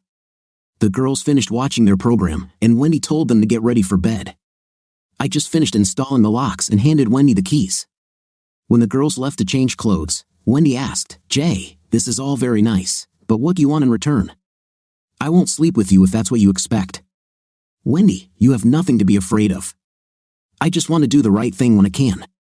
I'm going to make a call now, and I want you to listen." I called Kim and put her on speakerphone. I explained what I had done and asked Kim to reassure Wendy that I had no ulterior motives. Then I left them to talk like women while I went about putting away my shopping. When they stopped talking, I returned to the living room and gave Wendy the phone I had bought. She looked at me with tears in her eyes and said, "Jay, I'm so ashamed that I doubted you. Your wife said you're one of the good guys, and I believe her. Thank you so much for everything you have done. I can never repay you, you literally saved our lives." Then the girls went downstairs to say goodnight before going upstairs. They ran up to me, hugged me, and kissed me on the cheek. Then, laughing, they ran to bed. I asked Wendy if everything would be okay for the night, as I was going to Kim's house but would be back tomorrow. When I returned home, Kim was already in bed, but she came out and kissed me on the cheek, saying, "You really are one of the good guys, you know. Some girl will be very lucky someday." The next day, I went to a car dealership owned by someone who went to one of my showrooms. I told him what I needed, and he showed me several models within the budget I quoted. In the end, I settled on a nice Honda CR-V with low mileage. He said he would check it and deliver it the next day. I called Wendy and asked if everything was okay and if it would be alright if I came over later. She said she and the girls would welcome me, and I said I'd bring ribs and salad for dinner. She said that was a great idea. I spent the rest of the day in my home office. Kim said she was going away for a few days with David and that I shouldn't worry. At this point in our relationship, we were like roommates. I enjoyed her company. She was smart, witty, and funny. I knew I would miss her when she left to marry David. I just hoped you would treat her right. I did some work, then stopped at Costco for some ribs and salad and called the bank to take care of one more thing. When I arrived at my aunt's house, the girls ran out to meet me. I wasn't sure if they were happy to see me or the ribs.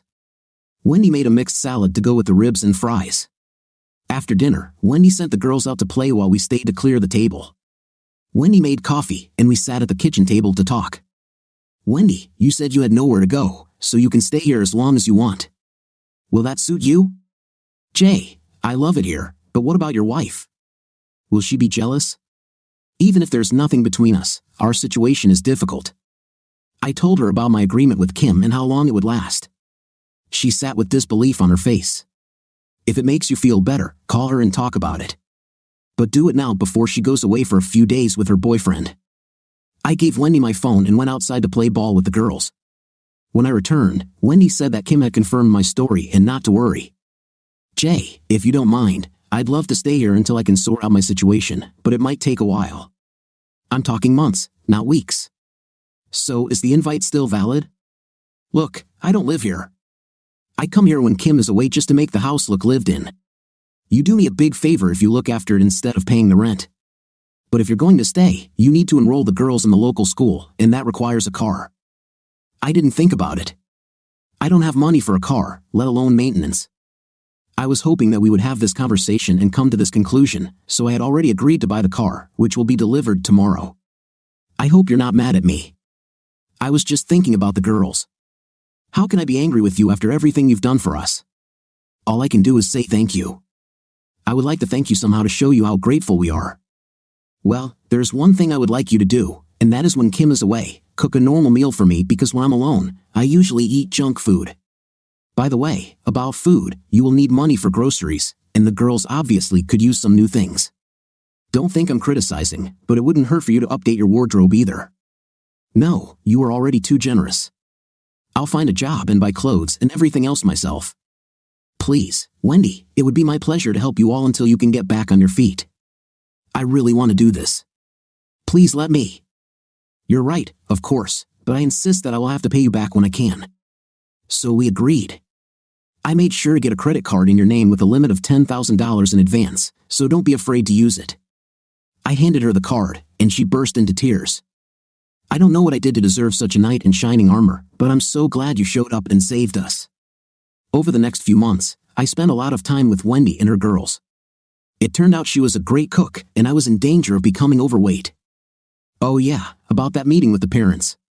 We all sat in the common room since their apartment was too small to accommodate all of us, and Dad didn't want to come to the lawyer's office. We laid out the hard truth. Frank is a complete idiot who is ruining his father's company. It took some convincing, but he finally signed a power of attorney for me. Monday morning, I went to Frank's office with my lawyer. It was great at first. He arrogantly told me to get out, but when my lawyer showed him that I now had a controlling stake in the company, he gave him like a wet rag and even burst into tears. I told security to take him out of the building and called him a taxi because I had taken his car keys. I told him that he had 30 days to turn in the keys to the house since the house belonged to the company. I called a staff meeting, explained the changes in management, and outlined the plan to save the company from collapse. I purchased 2 old warehouse buildings on the outskirts of town and sent 2 crews of workers to transform them into a gym and middle-class apartments, so I was building my own client base. From now on, I will use my new company to renovate my acquisitions, creating jobs for my workforce.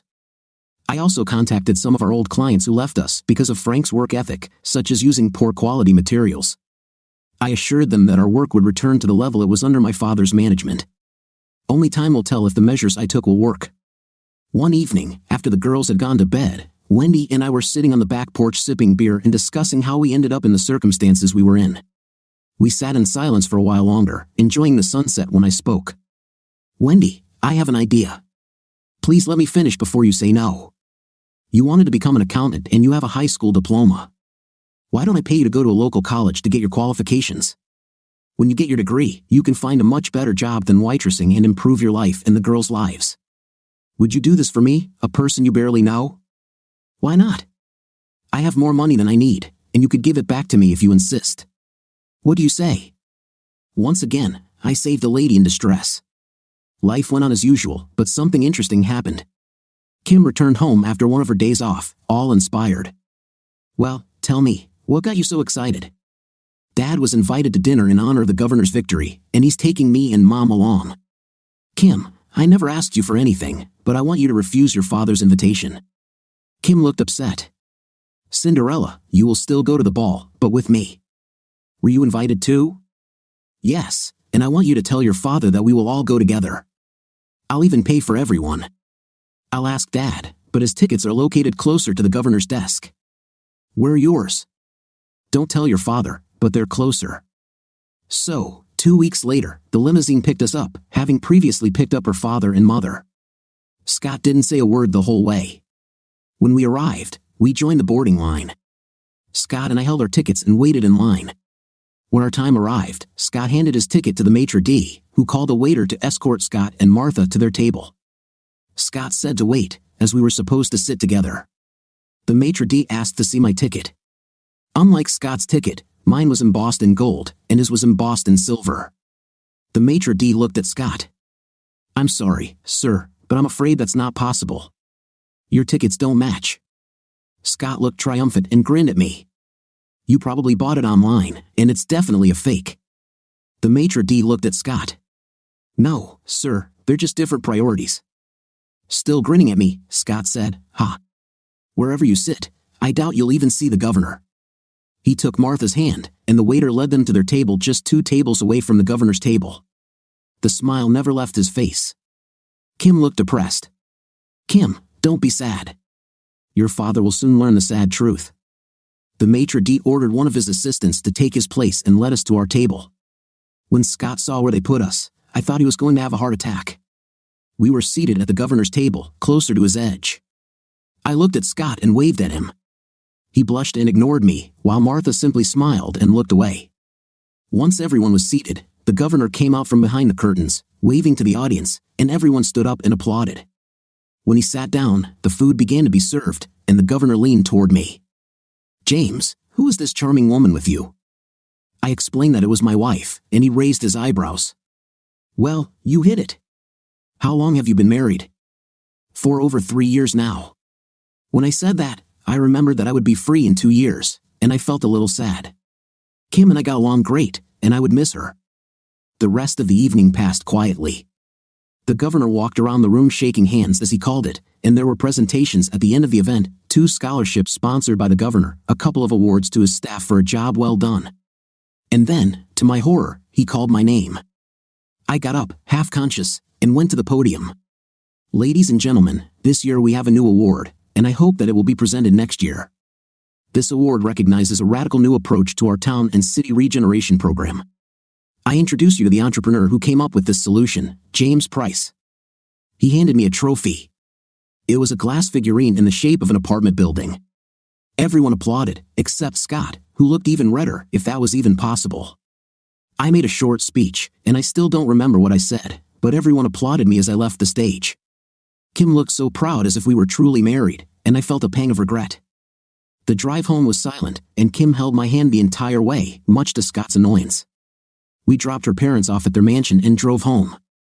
When we returned, Kim went upstairs to kiss Darren goodnight, and Miss Bland went to her apartment. I was sitting there waiting to say goodnight to Kim when she sat down next to me and started laughing. Jay, it was priceless. Dad didn't know what to do. He was so angry that he was just lost. You really tricked him this time, so be careful. He will try to take revenge sooner or later. But other than that, I don't remember the last time I had such a good time with someone. Then she kissed me on the cheek and went to bed. I spent more and more time with Wendy and the girls while Kim was with David. I took them to Florida, to Disneyland, Universal Studios, and the Seaquarium. The girls had a blast and tired us out, running everywhere. By the end of the week, we needed another vacation. The night we returned home, the girls were already asleep, and this time there was no arguing about bedtime. We left our suitcases in the living room to unpack tomorrow and went to our rooms. At some point during the night, she came to me, and we made love. When I woke up in the morning, I smelled breakfast cooking and went to the kitchen. Wendy looked at me from the stove and blushed to the roots of her hair. I laughed, hugged her, and we kissed. As we pulled away from each other, I noticed 2 eyes watching us. Karen said, "It's about time," and she sat down at the table. After that, we became a couple with 2 children whom I adored. It was 2 years before I could be free from Kim, and I couldn't be seen with Wendy in public, so we went to cities where they didn't know me. When Kim was away with David, we took short holidays with the kids. Since I was so busy working on my empire of 8 gyms and 11 apartment buildings generating rental income, I decided to stop competing in weightlifting and dedicate my time to the business and to Wendy. This meant a loss of income from sponsors, but I hardly noticed it.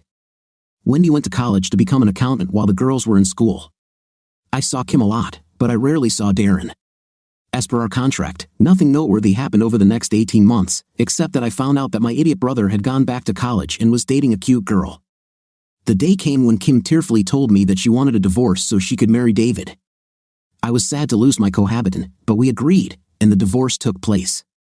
I kept expecting trouble from Scott when he demanded the right to the house through my lawyer, but he didn't say a word. I now owned a $1.2 million home. I decided that when the divorce was finalized, I would propose to Wendy and ask her where she wanted to live. Shortly before my divorce was finalized, I was contacted by my old friend Phil Harding, from whom I bought my first gym in Florida. The gym he worked out at was part of a chain of 8 gyms throughout Florida that the owner wanted to sell, and he asked if I would be interested in purchasing. I told Wendy I needed to go away for a few days, and she seemed more relieved than sad. I stayed with my old friend for a week. When I wasn't exploring the gyms, we went fishing and he showed me the sights. I didn't buy gyms because they were in rental buildings, I only bought my own space. I spent the whole week having fun with Phil, and then he drove me to the airport, and we said goodbye. While I was at Phil's, I tried to call Wendy, but her phone went straight to voicemail, and the same thing happened when I called the girls. I was a little upset that I couldn't contact them and wondered why. We landed at 2 p.m., so I picked up my truck from the long-term parking lot. I drove to the new house because I didn't want to disturb Wendy and the girls at such an early hour. The next day, I went to the old house and saw Wendy's car in the driveway. This calmed me down a little because I was sure that they were okay. Usually, when I drove up to the house, the girls ran out to meet me, but not today. When I opened the door, the house seemed empty. I checked all the rooms and found that all their things were gone. Then I noticed a pile of items on the kitchen table with a letter. Dear Jay, I know that I'm acting cowardly, but I could not bring myself to meet you and see the pain in your eyes. I've been dating someone else for the last 8 months, and we fell in love. I hid this from the girls, and when I told them, they got really angry with me. I went to live with him, and we are going to get married. I know this will come as a shock to you. I met him at the college where I study. He is studying business management but soon expects to receive a large sum of money. I know this sounds mercantile, but I have to think about my girl's future first, and you seem content to run a gym and have no plans to expand. I won't tell you his name because I don't want you to look for him. I left you the car since you only have this old truck. I also left all of our phone numbers on the table, so please don't try to contact me. I know you've thought about marrying me, and I appreciate it. I also know that you have feelings for Kim and that she loves you. I kept the rings you bought us so we would look married and I wouldn't feel awkward in public. I will need them until we get married. I can't express how grateful I am for everything you've done for me and the girls over the years, and I'll never forget it. Please take care of yourself and live a happy life. Forever grateful. Wendy. I lowered the letter and sat down, immersed in tears. I lost 2 wonderful women in record time. What a fool I am. I was used and thrown away for financial gain. But thinking about it, I realized that I had avoided a serious problem. If I had married her, she might have left me later for someone richer. I never told her about my true wealth. I put the phones in the kitchen drawer and got to work cleaning out the old house. I emptied the refrigerator and left the door ajar. I also turned off the freezer, turned off the water, put up the storm shutters, and locked the house. I didn't want to be there anymore. The house I loved was now full of bitter memories. When I left, I didn't even look back. The divorce was finalized the following week, and I was free. I threw myself into work, trying to forget Wendy and the girls. I was furious with Wendy, but most of all, I missed the girls. What did that say about me? I kept in touch with my parents and sister and even visited them sometimes. My mother cooked my favorite dishes, and even my father began to welcome me warmly. One day, my mom called and asked me to come to the next Sunday dinner because Frank was going to bring his future wife and wanted to introduce us all to her. I didn't want to go, but my sister said it was time to bury the hatchet, and I agreed. I moved my parents into a managed condominium because their small apartment in a nursing home was no longer meeting their needs. When I arrived, I saw my sister's car parked outside and went inside. We talked while waiting for the big man to arrive, and my mother looked out the window, watching for them. Suddenly, she said that they had just parked and went to meet them. Frank walked into the house as if he owned it, and my dear Wendy was with him. Everyone, this is my future wife, Wendy. When Wendy saw me, she tried to move away from Frank, but he held her tightly. Everyone said hi and shook her hand. When I didn't move, all eyes turned to me. I think you already know Wendy, James said, my brother squeezing her tighter. You see, James, whatever you have, I can take it, so say hello to your future ex-wife. I have your wife, and soon I will have your business, your house, and half your money. He grinned as if he had already won, but Wendy was crying, tears streaming down her face. Mom looked at me and asked what was going on. I explained that Wendy was the woman I had told her about who had left me. Then I started laughing, which completely wiped the grin off Frank's face. When I could stop laughing, I explained, well, Frank, you really live up to your nickname, Frank the Idiot. You are a complete fool. She is not my wife, we were never married. So if you marry her, you will not get anything from me. Frank looked at Wendy. You said you were married. I'm married, but not to James. My husband left me and the girls, and Jay took us in. I didn't even know you knew Jay. Was this also you could get his money in business? Why? After all, he only makes money from the gym. I decided to twist the knife. In fact, this is not entirely true. I own several gyms and some apartment buildings. My net worth is about $20 million, give or take $1 million. What I didn't mention was that most of these funds were invested in projects, and I could have received maybe $250,000 in cash. The room became quiet, and then my mother said, Frank, what you did was disgusting, and I don't want anything more to do with you or your prostitute. Get out of here. I decided to add a little more. Wendy, when I got back from my trip, I was going to ask you to marry me. So Frank did me a favor. If we had gotten married and divorced, you would have become a rich woman, but you couldn't wait. I'm sure now that you have no monetary value to Frank, he'll drop you like a hot potato. I don't have feelings for you anymore, but I can't leave the girls on the street. So when he leaves you, call me, and you can live in the old house, but you will have to work since my free lunch is over. Frank and Wendy left together. Thank God. Mom looked devastated, and Father went into his office and closed the door. I think the golden boy has lost his shine. I felt sorry for my mother. She prepared a full Sunday dinner with side dishes. Mom, it seems all your efforts are in vain, but Sarah and I are terribly hungry. What about dinner? I'm dying of hunger. Sarah looked at me and whispered words of gratitude. We sat down at the table, and my father joined us. After eating, while Sarah and Mom were clearing away the dishes, Dad looked at me and spoke for the first time that day. Son, I'm sorry for everything I did and didn't do when you were growing up. I was the worst father imaginable. I hope what I'm about to say will somehow fix this. While I was in my office, I wrote a new will. Frank will get nothing, you will get everything you deserve. The company has never been in better shape, and it's thanks to you. We now live in a nice condominium, and that's also thanks to you. I bet on the wrong son, and I will always regret it. I hope you will forgive me someday. I went up to my father, hugged him, and said that I forgave him. This was the start of a mass family crying session with smiles on everyone's faces. This also marked the beginning of a new chapter in my life. From then on, my father and I began to rebuild our relationship.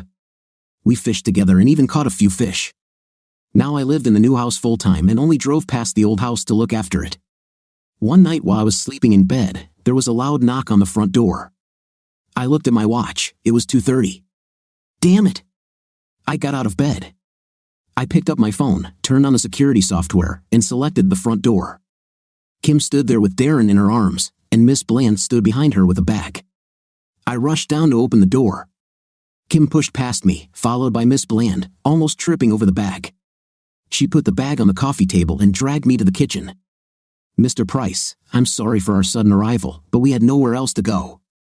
Kim is in terrible shape. Mr. Clarence came home drunk with friends and demanded that Kim take part in indecent things. Kim managed to dodge him, grab Darren, and run to my door. I grabbed Darren's duffel bag and drove us to the airport, and here we are. I beg you, let us stay for a couple of days while we figure this out. Miss Bland, you can all stay here as long as you wish. There is no need to beg. The nursery is just as you left it, so why don't you put little Darren to bed and then come down, and we can talk it over. Miss Bland nodded and followed Darren into the living room. Kim sat there crying, and I didn't know what to say, so I made us all coffee. When Miss Bland came down, I handed her coffee and motioned for her to sit next to Kim, who had stopped crying. I looked at Kim and asked her to tell me the whole story. Ever since Kim started living with Dave, he had been hinting at some unpleasant things for her, but Kim refused to discuss them. Usually, when she did this, he would run out of the house, saying that he would find someone to come home to the next morning. This time, he came home late, drunk with 2 of his friends from the office, and he tried to use force on her. I sat there, furious but not knowing what to do. Why didn't you call the police and report him? He and his father own the police force in the city. They wouldn't help me there, so we came here. I don't even have a phone. I left my purse in the living room. Pina paid for plane tickets and a taxi, and here we are. I told Kim and Miss Bland to choose the room upstairs since I was now sleeping in the master bedroom. The next morning, as I got out of bed, I smelled bacon cooking and walked into the kitchen, expecting to see Kim. Miss Bland was standing at the stove, busily frying eggs. She looked at me and said, "Morning, Mr. Price. I heard you moving, so I made you breakfast." I stood there with my mouth open. I was sure that she never liked me, so why cook me breakfast? Well, sit down and eat while it's still hot. I did as I was told and started eating, not even realizing how hungry I was. Miss Bland brought me coffee. It was just the way I liked it, hot, strong, and sweet. I wondered how she knew this. "In case you were wondering how I knew you liked this," Kim told me. "When I first met you, I thought you were an opportunist taking advantage of Kim's predicament. As true as this may be, she told me that you were a kind and considerate person who treated her with respect. After last night, I reconsidered my first impression and came to the conclusion that you really care about Kim. If this is the case, then you can count on my support and gratitude." Having said this, she went to get me some supplements. This was the longest conversation I had had with her since we met almost 6 years ago. I finished breakfast and went to my office. I canceled a meeting with the manager of my family business and said I would reschedule. Now that I had a clear day, I could focus on Kim's problems. Kim went to bed late, as did Darren. When they showed up, Miss Bland made breakfast for them, and I went back to my office to give them some privacy. When I walked into my office, I left the door open, and when I looked up, Darren was standing there, looking at me. I had no experience with a 5-year-old child, so I didn't know what to do. He came and stood next to me. "What are you doing, Mr. Price?" he asked. "Well, I have some things to do, but that doesn't matter." "What would you like to do?" "Go to the park." "Sounds great. Let's ask your mom." At that moment, Kim came in and apologized for disturbing me. I told her about our conversation, and she agreed. I wanted her to call the sheriff and report the attack on Dave. "Kim, you can't stay, can you? Home is the first place they'll look for you." Kim started crying and squeezed my hand. "I have nowhere else to go. Please don't kick us out." "Kim, I'm not going to kick you out. I just meant that you're not safe where we are. Your father and Dave know my address and might come looking for you when I'm gone. If you let me, I will move you to the old house where you will be safe. I won't come because I might be followed, but you can call me anytime. There is a car there that you can use. This will only be until you're divorced from Dave, then you can come back, and I will move into the old house. I want you and Darren to be safe. There's more than enough room for Miss Bland. What do you think?" "Sorry, Jay. I should have known you wouldn't kick us out. What you suggested sounds like a good idea. So what should we do now? I only have what I'm wearing. I need clothes, and so does Paul." "No problem. When we're done here, we'll go to the sheriff and report David, and then have lunch and do some shopping. Don't be offended, I'll pay for everything. Later, we can arrange to go to David's house and pick up the rest of your things." Here's what we did. The visit to the sheriff didn't go well. He said he had no jurisdiction in New York State, so his hands were tied, but he would turn the complaint over to the state cops since we didn't trust the local police. Lunch was at Red Lobster, as Darren liked it there. Shopping took the most time and cost a fortune. I didn't mind. I had nothing else to spend the money on. We returned to the house and collected the small amount of things they had managed to bring with them. I then took them to stock up on food for a couple of days, after which they could fill the freezer. When we got to the house I hadn't been to in months, I felt sad about my loss. Kim asked me what was wrong while Miss Bland wandered around the house and Darren explored. I told her about Wendy, and when I finished, she had tears on her face and hugged me tightly but didn't say a word. A week later, a detective called at the big house and asked about Kim. I said I hadn't seen her since the divorce, and he left. I told Kim that David was looking for her. I stayed away from the old house in case they followed me. We went to David's house, and Kim let us in with a hidden key. We packed up all their things and sent them to the old house. Kim started the divorce proceedings by giving her lawyer power of attorney so she wouldn't have to see David. Nothing came of the charges against him, so I guess he had the local law in his pocket. Things went well. David didn't contest the divorce, possibly because someone threatened to go public about that night if he did. A few months later, Kim found herself single again. I offered to move her back to the big house, but she said she liked living where she was, so I was left alone again. Then one day, Kim called me and invited me to dinner. Of course, I went. When I got there, I noticed her car wasn't there and wondered if I had gotten the date wrong. I knocked on the door, even though I had the key. Kim opened the door, dressed like she was about to go out and looking like $1,000,000. "Oh, sorry, Kim. I must have got the date wrong. I'll leave you to get ready for your date." As I turned to leave, she grabbed my arm and spun me around. "My date just arrived." "Oh, sorry to bother you. Please apologize to him for me." She started laughing and said, "You are my friend now, come in. Dinner is almost ready." I felt like a complete fool. "In that case, you better have it." I handed her 2 bottles of wine, red and white, since I didn't know what would be for dinner. Dinner was amazing: beef Wellington with roasted potatoes and asparagus tips, served with red currant and garlic butter sauce. This was followed by lemon sorbet, so it was red wine. We put the dishes away and loaded the dishwasher. I was expecting Miss Bland and Darren to join us, but Pauline took Darren to my parents for the weekend, so it was just you and me. We were sitting, talking, and drinking when I noticed that the time was 11:30 p.m. We had finished the white wine, and I was in no condition to drive home. I started calling a taxi when Kim took the phone from me and turned it off. "You don't have to leave, you can stay in the master bedroom. I still prefer the bedroom next to Darren." So we just sat and talked until 2 in the morning about everything and nothing. I realized that I hadn't had such a pleasant evening since Wendy left.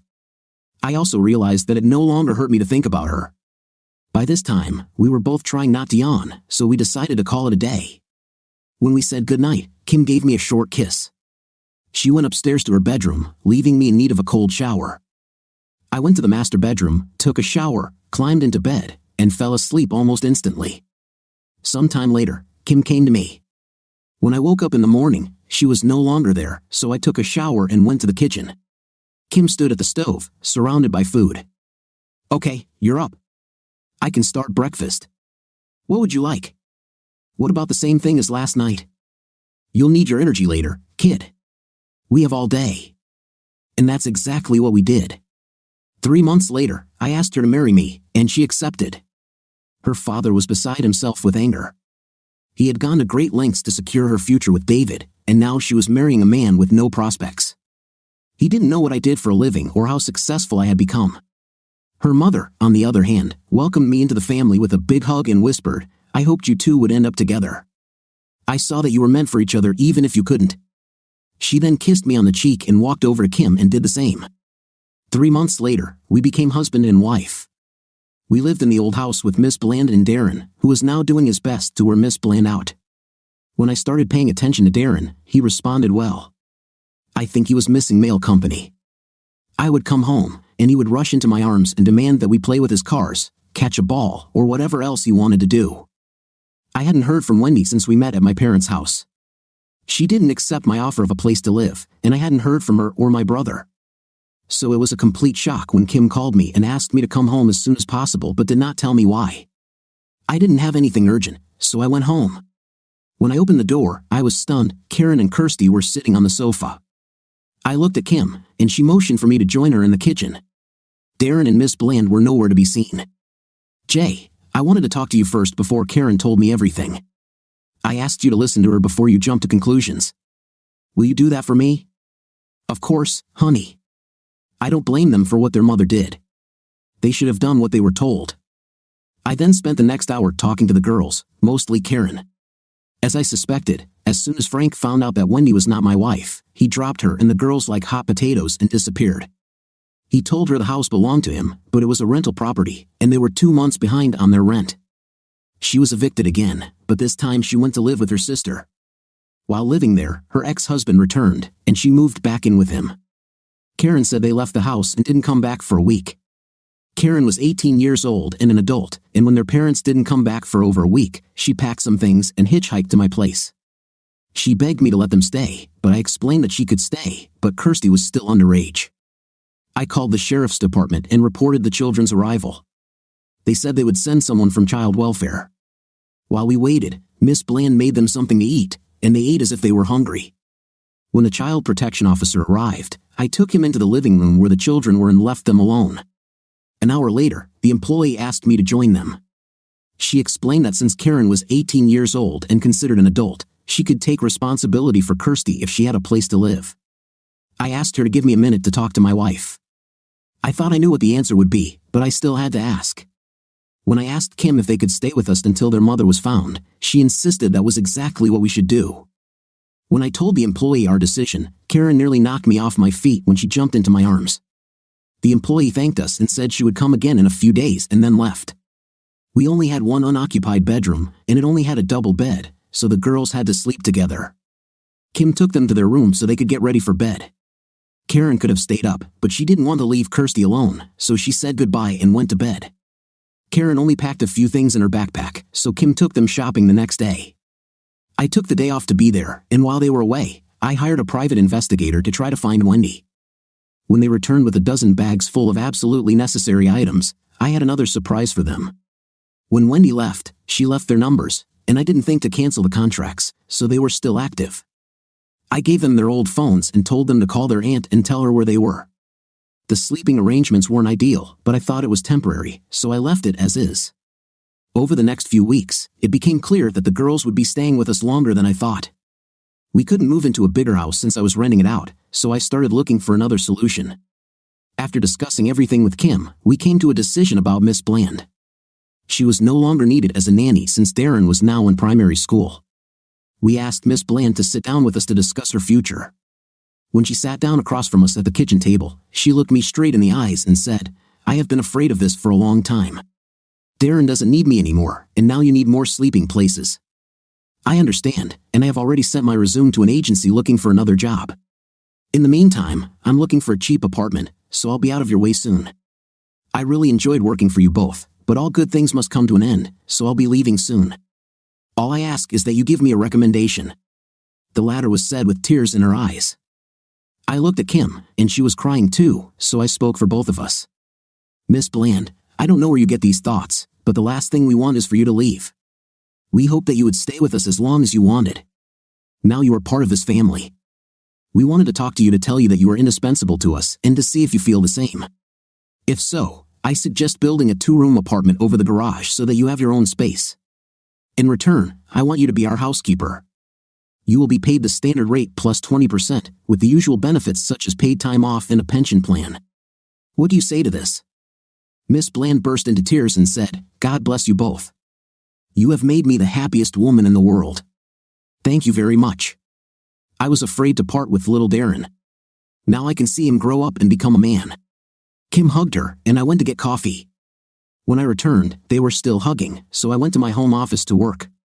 That still left one bedroom short-term, but I thought I had a solution. The next day, I called a crew from my construction company and told them what I needed. Over the next 3 weeks, construction began on an apartment for Miss Bland. By my decision, I built a ready-made 2-bedroom apartment attached to the garage, with heat and air conditioning. My home office was converted into a bedroom for Karen, and the problem was solved. Just when I thought I had solved all the questions, Kim said the very words I was afraid to hear, "Jay, we need to talk." I sat down opposite her, expecting the worst. "Jay, I know you spent a lot of money on expanding your house, but it's still not enough." At first, I was relieved that these were not the words that usually precede bad news, but then I wondered, what does not enough mean? I looked at Kim, who was smiling, and raised my eyebrows. "Well, Jay, it's time for your brain to kick in. I'm pregnant." I literally lifted her out of her chair and started twirling her around the room, screaming, "I'm going to be a daddy," over and over again. When I finally let her sit down, I noticed 3 pairs of eyes watching me. Miss Bland, Karen, and Kirsty were all laughing and applauding. They came up and congratulated us, and Miss Bland said, "Looks like my babysitting days aren't over yet." Over the next few weeks, I approached an architect to draw up plans for adding 3 more bedrooms with another bathroom. While I was at it, I asked him to consider the pool. My main concern was that Karen and Kirsty were in limbo. Karen needed to work or continue her studies, and Kirsty needed to go to school. I had nothing to worry about since everything was soon to be decided. My private investigator called and said he had the address where Wendy and her husband were. It was in a bad area, so I took an old truck instead of a car and went to investigate. I found her, took her from there, and helped her recover. I still had feelings for Wendy, especially for her girls. I enrolled Kirsty in a nearby school and found them an apartment. Karen was a good student and graduated with mostly excellent grades, so I found her a place at our local college where she studied English and math. I convinced Wendy to get a degree in accounting, and I would pay all the bills. Kim said she was very proud of me for helping Wendy and the girls after what she did. They were regular guests in our home, and all the children got along like family. I, on the other hand, was unhappy with my brother. In my opinion, it was his fault, and he walked away unscathed as usual. I felt he needed to feel some pain, so I asked the private investigator I had used before to track him down. Roger was not a problem, as he was now serving a 15-year sentence for various crimes. Time passed, and Kim gave me a beautiful boy, William Gerald Price, named after both of our fathers. Kim and I hoped it would help heal the rift between her father and me. Both grandparents were delighted, and her father seemed to warm up to me when Kim told him it was my idea. We now went to her parents' house for dinner at least once a month, and we did the same with my parents. One day, my private investigator called me and said that he had found Frank, who was working as a sales manager for his family's construction supply company. I thought about my revenge. Should I let sleeping dogs lie, or should I stir the pot? I decided he needed some form of punishment. I chose to remain anonymous and emailed the owner, stating that Frank worked for the company where I worked and was fired for embezzlement. Let them take the next step. Kirsty was 18 and wanted to study economics and business management. As with Karen, I paid for her tuition in advance. Wendy was now my accountant for all my businesses and was paid well. She tried to refuse my offer, but I pointed out that I had paid for Karen, so it was fair, and she eventually gave in. I talked to Kim about it first, and she was completely on board with the idea. Time passed, and William was just over 3 years old when Kim told me we needed to talk again. This time, I wasn't worried. Kim and I were firm. She was pregnant again. As a result, I have my 3-year-old daughter, Sarah, fast asleep on my lap in honor of my sister. This takes us back to the beginning of my story. Life is beautiful if you care about it and are kind to others. My brother Frank was convicted of embezzlement and received 7 years in prison. Karma is really that kind of thing. What do you think of our story today? In my opinion, this story was terrible from the man's side, because he finds out everything at the last moment when there is nothing to be done. What's your impression? Write in the comments. Until new videos.